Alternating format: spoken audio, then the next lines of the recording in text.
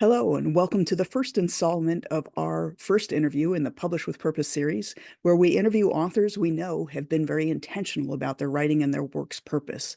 So today I get to speak to one of our authors, Mark Smutny, who is the author of Thrive. And so, Mark, please go ahead and introduce yourself and tell us about your book. Thank you for having me, Tara. This is a great opportunity to share my journey related to book writing and getting it out there, and also, really importantly, building my business and sort of launching a new phase of my career. So it's been great. That's Um, wonderful. what's your first question? I forget. So the first question was, please introduce yourself and your book. Yeah. So I'm Mark Smutny. I'm the founder of Civic Reinventions. It's a non-for-profit a consulting company for nonprofits, and I help small and medium-sized nonprofit leadership embody inclusive practices in their organizations. And I facilitate retreats, I design workshops and webinars, and my book Thrive is about a series of tools and techniques and also principles about how to make meetings of all kinds be truly engaging and inclusive of all voices. And what prompted you to write the book? Decades of frustration with really boring, tedious meetings, and the inspiration to draw together insights about how to make meetings really engaging, since most of us spend a whole lot of our lives in meetings. They should matter. And so I wrote Thrive to really help people make their meetings be really engaging and even energizing, which is really possible. Mm-hmm. I know one of the exercises in the book we recently did at my church, which was your journey wall exercise. And, it really is fascinating how much participation it prompted from everybody who was trying to piece together the history of this organization. So it is neat when you can have those more engaging practices that you can do in a meeting to get everybody involved and be more inclusive. Right. So tell me, who do you see as being your ideal reader for the book? Well, as I originally conceived the book, it was focused on a younger uh, professional, could be in the nonprofit sector, who is in sort of has launched their career, but now is has lots of responsibilities, facilitating meetings.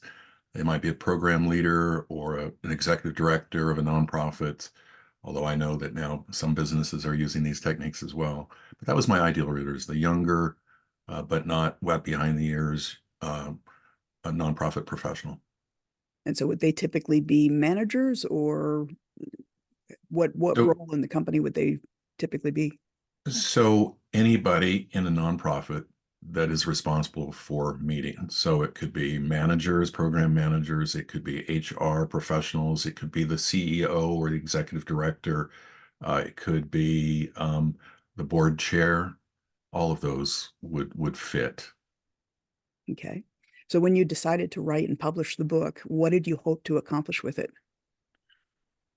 Well, I wanted to make a difference in people's lives, and I wanted to, in the recognition that there's millions of nonprofits in North America, um, I wanted to make their lives better and their meetings more engaging, so people wouldn't be checking out when they're in a meeting by looking at their smartphones, thinking about what they needed to fix for dinner, but they'd actually be intent and energized and engaged by the meetings.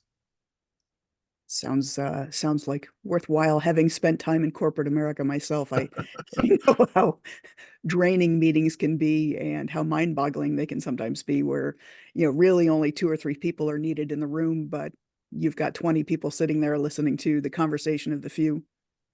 And since the pandemic and we're saturated in online meetings, part of it was also to make those kinds of meetings vibrant and engaging and very relational. So Mhm, mhm. that was also part of the challenge um, of the book, writing and thinking about it, because once that pandemic hit, and suddenly a large percentage of people were meeting remotely, uh, I also needed to make sure that I was writing to that audience that now is huge and global.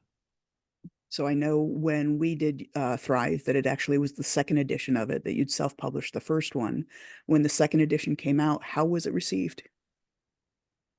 Well, I'll say that it was received within 2 days by the chief executive officer of a nonprofit resource center in the Pacific Northwest called 501 Commons. And 2 days later after that, I got a call from the program director, and I was lined up for a workshop to teach nonprofit leaders throughout the Northwest the principles and practices that are embodied in Thrive. So its release had an immediate impact. A week later, I was contacted by the program director of a private foundation in Walla Walla, Washington. I'm in the Seattle area, and then a few months later, I'm in Walla Walla teaching a workshop based on the book to about 15 nonprofit leaders that serve small towns and rural areas in the south central part of Washington state. So the impact was immediate.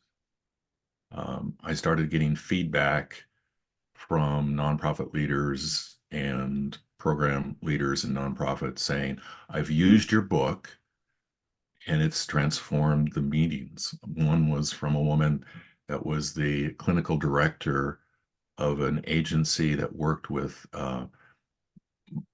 moms, soon to be moms, and transformed the way those moms and the staff interacted with each other in a much more supportive and engaging way. So it was so awesome at the beginning, and it continues to be, but I was not expecting such immediate results, but wham, I really got them. I was so grateful for that. As your publisher, I love hearing that you really got the kind of results that you were looking for from the whole journey. Yeah. What surprised you about the whole process? Um, I don't know if it's a surprise. Yes, it's a surprise. I found Tara, your editing and conceptualization of the improvements from the first edition to the second edition to be amazing.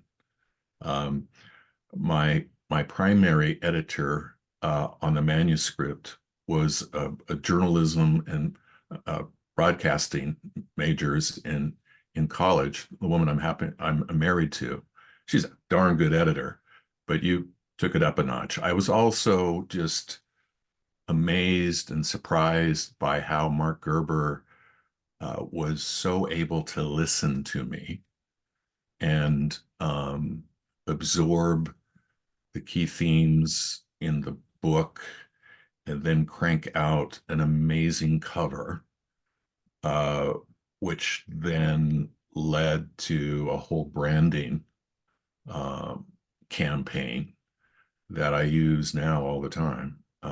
So Mark's artistic imagination and ability to listen and then crank out these amazing iterations of what ought to capture the essence of my book. And then it took only two or three sort of edits before we got it to a perfected state. And that process was also amazing. So editing and creative design. I have to say, though, the thing that surprised me the most was how small a world it is. Because I first met Barbara, your wife, at an Ask the Expert session for Nonfiction Authors Association, and she was asking me questions for her husband. And so I didn't meet you immediately.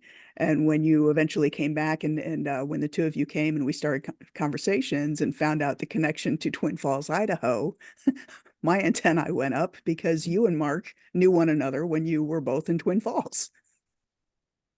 And to add to that, attended the same church, and Mark's sister, Lisa, was the debate partner of my girlfriend in high school. Um, and yeah, quite amazing, So all there those you are in connections. Washington. Here we are in Connecticut, and yet Twin Falls wins. Right. That was great. So, what future writing plans do you have?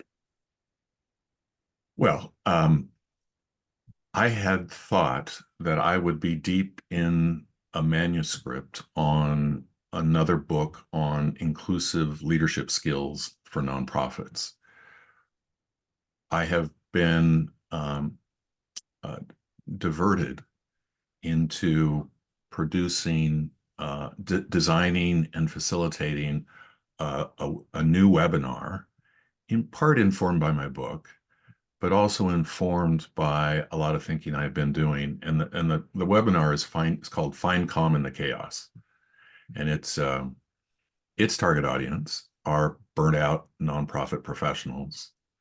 And so the process of putting together that webinar um, online has led me to do a lot of deep diving on how online education needs to be life transforming. So I'm working on that design. It's almost in the bag, and I'm thinking that it's going to influence a reframing of what I thought I wanted to do. And it's fundamentally, I'm more interested in not just teaching a skill set about leadership skills for nonprofit professionals, which is there are millions of books on that. Mhm. It's how do we embody practices that are about inclusive leadership. That's one of So the things that I love it's about writing because it does change the way we think. We start out with one preconceived notion, and as we dive into the material, we almost talk ourselves into a deeper understanding or a different understanding than we originally had. right. So second quarter of 2024 is when I do the webinar, and I'm thinking my reflection on that process will be the fulcrum to launch me into a serious manuscript writing phase uh, in April, May, and June. Okay, that's wonderful. Well, thank you so much for sharing your insights on, kind of what publishing with purpose meant for you. I think that's something that being our major methodology in how we publish is something that we like to be able to not just talk about what it looks like, but actually have people share their experiences of what it's been like. So I appreciate you taking the time to share your thoughts with us. Thank you. I hope it helps. I hope it inspires other writers to be in touch with you and Mark. And uh, uh, overall, I found the experience just to be amazing. And I'm very grateful for all that you did and Mark and Emerald Lake Books. Well, thank you. And I hope that this video helps in kind of prompting people to take a look at Thrive and to look out for your next book and to check out the webinar when it does come out. Thank you. Thanks for being a part of this, Mark. All right. Happy New Year. Happy New Year to you too. Bye. Okay. Bye-bye.